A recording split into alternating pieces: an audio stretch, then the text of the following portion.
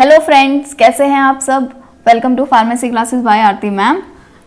तो हम कर रहे हैं AKTU B pharma 5th semester का मेडिसिनल केमिस्ट्री का 2019-20 में जो पेपर आया था इसको सॉल्व। इसके ऑलरेडी ए सेक्शन का सॉल्व वीडियो आ चुका है।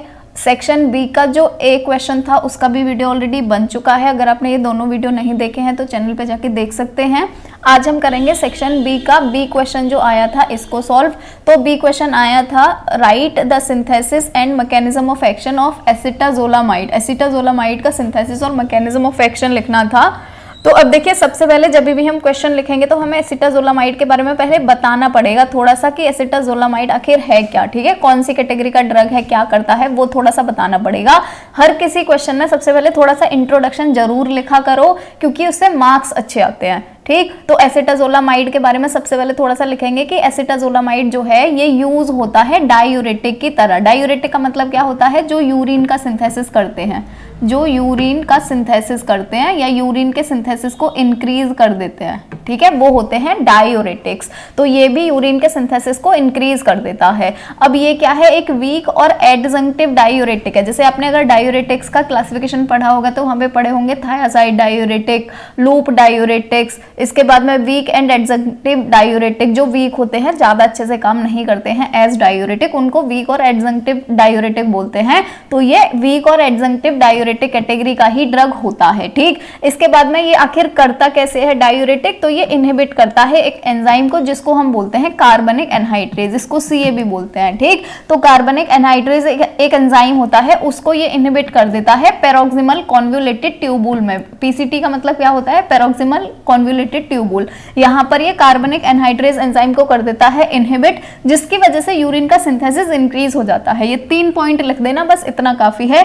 चलिए नेक्स्ट करते हैं सिंथेसिस एसिटाजोलामाइड की, जो हमारा मेन पॉइंट है उसके बारे में डिस्कस करते हैं। सिंथेसिस कैसे करेंगे, हमें 2 चीजें चाहिए, एक चाहिए हाइड्राजीन हाइड्रेट और एक चाहिए अमोनियम थायोसाइनेट। ठीक, ये हाइड्राजीन हाइड्रेट क्या है, हाइड्राजीन हो गया NH2 और हाइड्रेट क्या हो गया, वाटर हो गया। अमोनियम थायोसाइनेट क्या है, ये हो गया अमोनियम और HCN हो गया थायोसाइनेट। ठीक, तो ये तो हो गया होगा आपको क्लियर। अब देखो हमें करना क्या है, हाइड्राजीन हाइड्रेट अमोनियम थायोसाइनेट की जैसे ही रिएक्शन करवाएंगे तो देखिए ये वाला जो NH2 है ना, ये कहाँ पे है, ये रहा।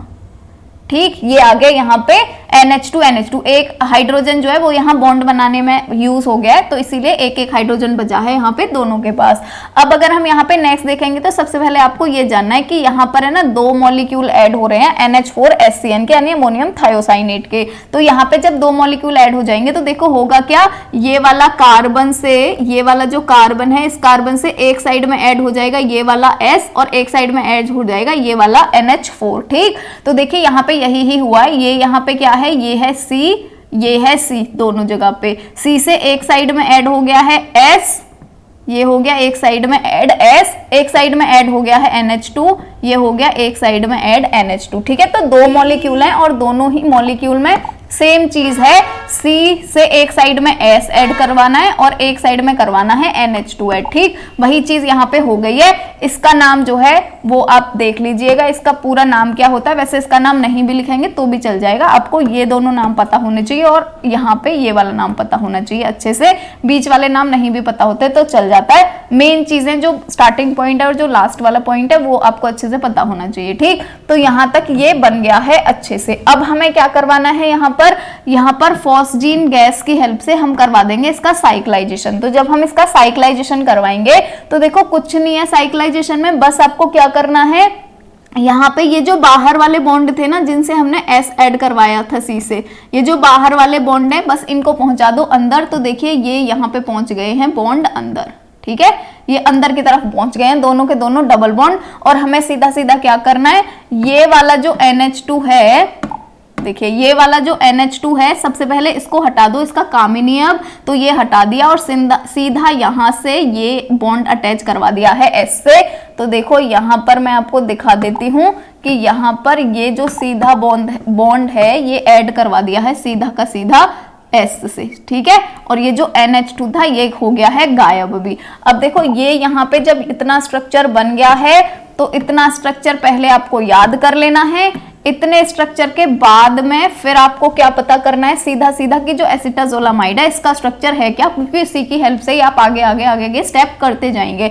अब देखिए एसिटाजोलामाइड का स्ट्रक्चर और जो इसका स्ट्रक्चर है ना, वो दोनों थोड़े थोड़े सेम है ना, बहुत हद तक सेम है। जैसे आप यहाँ पर देखोगे, देखो यहाँ से लेके एस से लेकर के, ये जो S है यहाँ S से लेकर के और इधर आप देखेंगे ये NH तक, ठीक है, पूरा का पूरा स्ट्रक्चर ना सेम है। इधर आप यहाँ पे देखोगे तो ये पूरा यहाँ तक स्ट्रक्चर ना सेम है इतना, ठीक, ये आपको देख गया होगा, दोनों का स्ट्रक्चर इतना सेम है। बस आपको अब देखिए ऐड क्या करवाना है, तो आपको सबसे पहले आपको सोचना है कि आपको ये वाली चीज ऐड करवानी है। ये वाली चीज क्या है, ये है COCH3, ठीक है। तो आपको क्या ऐड करवाना है, आपको ऐड करवाना है COCH3, ठीक है।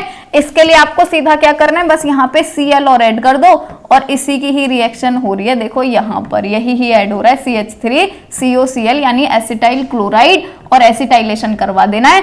और जो मैं यहाँ पे बता रही थी कि इतनी चीज ऐड करनी है आपको, तो देखिए यहाँ पर वही ही चीज हो गई है ऐड, ठीक है, जो कि ये है। समझ आ गया, अभी इतनी स्ट्रक्चर बन गई है। अभी हमें क्या करना है नेक्स्ट स्टेप में, अभी हमें ये वाली चीज ऐड करवानी है, ठीक है, यानी O2 और NH2। तो हम सबसे पहले क्या करेंगे, हमें सबसे पहले O2 है ना, O2 का मतलब क्या हुआ, ऑक्सीडेशन करवाना है, ठीक है। तो इसके बाद में हम क्या करवा देंगे, सीधा सीधा यहाँ पर ऑक्सीडेशन करवा दिया है। और पहले किसकी हेल्प से करवाया है, किसकी प्रेजेंस में, क्लोराइड की प्रेजेंस में, इसीलिए क्या आ गया यहाँ पर SO2Cl2, ठीक है, SO2Cl2 आ गया। अब हमें सीधा सीधा क्या करवाना है, ये जो Cl है इसकी जगह हमें क्या चाहिए, NH2 चाहिए। यहाँ पे NH2 है ना, ये देखो ये NH2 है ना, और यहाँ पे क्या है Cl, तो हमें इस Cl का भी क्या करवाना है, इस Cl का हमें बनवाना है NH2। तो हम सीधा सीधा क्या करेंगे, हम सीधा सीधा इसकी रिएक्शन किससे करवा देंगे, इसकी रिएक्शन करवा देंगे अमोनिया से। तो देखिए ये करवा दी है रिएक्शन हमने अमोनिया से, ठीक है। जैसे ही अमोनिया से रिएक्शन करवाएंगे तो ये वाले Cl का क्या बन जाएगा, NH2 बन जाएगा। और जो हमें स्ट्रक्चर चाहिए वो हमारा पूरा का पूरा स्ट्रक्चर अभी बन गया है, ठीक है। जैसे मैंने बताया है ऐसे ही कर लीजिएगा, ऐसे थोड़ा सा इजी हो जाएगा, ठीक है। तो आपको ये दोनों से ये बनवा देना है, इसके बाद में स्ट्रक्चर बनवा देना है ये, और इसके बाद में कुछ नहीं है। एसिटाजोलामाइड का स्ट्रक्चर आपको याद होना चाहिए कि ये वाली चीज है, एक साइड में जोड़नी है, एक साइड में ये, पहले ये वाली जुड़वा देना एसिटाइलेशन के थ्रू, उसके बाद में ये O जुड़वाना है तो ऑक्सीडेशन करवा देना, NH2 जुड़वाना है तो अमोनिया से रिएक्शन करवा देना, इजीली याद हो जाएगी, ठीक। नेक्स्ट हम पढ़ेंगे इसका और क्या पूछा है, मैकेनिज्म ऑफ एक्शन। तो नेक्स्ट हम पढ़ेंगे मैकेनिज्म ऑफ एक्शन क्या होता है।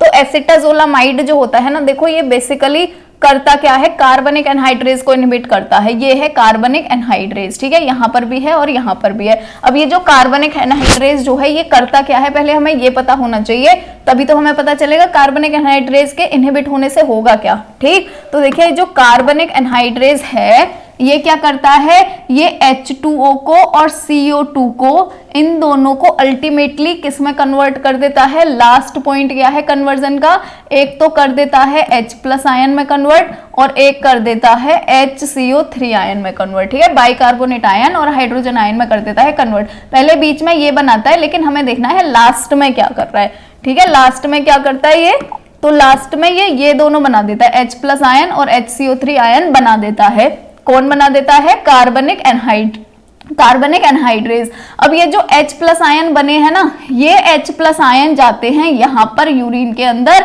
और उसके एक्सचेंज में सोडियम आयन आते हैं बाहर। अब ये जो सोडियम आयन आए ना यहाँ पर पेरोक्सिमल कॉन्वेंट्रेटेड ट्यूबुल के अंदर, ये सोडियम आयन चले जाते हैं ब्लड में। ब्लड में चले जाने को क्या बोलेंगे कि ये रीअब्सॉर्ब हो जाते हैं ब्लड के अंदर, ठीक है, जो कि खतरा है। सोडियम जब ब्लड में बढ़ जाता है तभी तो हाइपरटेंशन भी हो जाता है ना, ठीक। तो यहाँ पे ये आ गए, अभी ब्लड में रीअब्सॉर्ब हो गए, ठीक है। हमें क्या करना है, सोडियम को भी यूरिन के थ्रू बाहर निकालना है, प्लस बाइकार्बोनेट को भी बाहर निकालना है, ठीक है।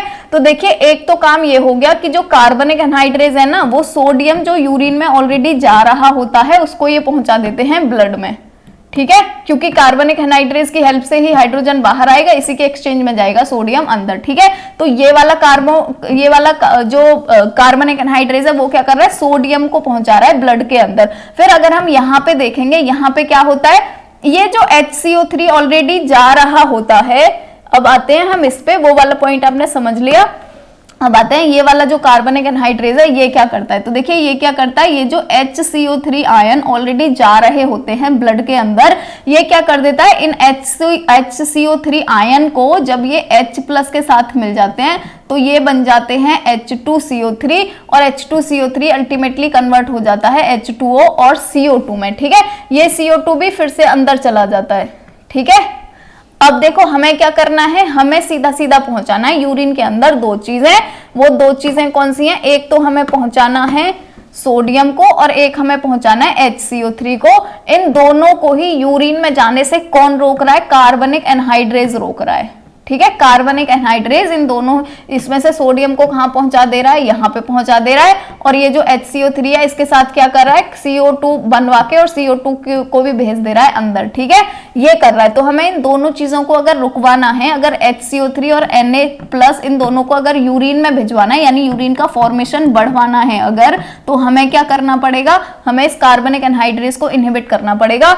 अगर हम इस कार्बनिक एनहाइड्रेज को कर देंगे इनहिबिट, इस कार्बनिक एनहाइड्रेज को कर देंगे इनहिबिट, तो क्या होगा, ना तो सोडियम ब्लड में जा पाएगा और ना ही HCO3 कन्वर्ट हो पाएगा CO2 और H2O में, और ना फिर से ये यहां पे जा पाएगा। ठीक है, तो अल्टीमेटली होगा क्या, अल्टीमेटली ये दोनों ही चीजें Na भी यानी सोडियम भी और HCO3 कहां चले जाएंगे, यूरिन में एज इट इज बाहर निकल जाएंगे हमारे बॉडी से। ठीक, यही ही है। यहाँ पे थोड़ा सा देख लेते हैं, पढ़ लेते हैं जो मैंने लिखा हुआ है कि कार्बनिक एनहाइड्रेज एक एंजाइम होता है जो कन्वर्ट कर देता है CO2 और H2O को H+ और HCO3 आयन में। तो देखिए ये वाली चीज है, इसमें और इसमें कर दिया है कन्वर्ट। इसके बाद में H+ आयन जो है वो एक्सचेंज हो जाते हैं सोडियम के साथ, तो ये हो गए एक्सचेंज सोडियम के साथ। ठीक है, इसके बाद में ये जो सोडियम है वो रीएब्सॉर्ब हो जाता है ब्लड में, तो सोडियम रीएब्सॉर्ब हो गया है ब्लड में।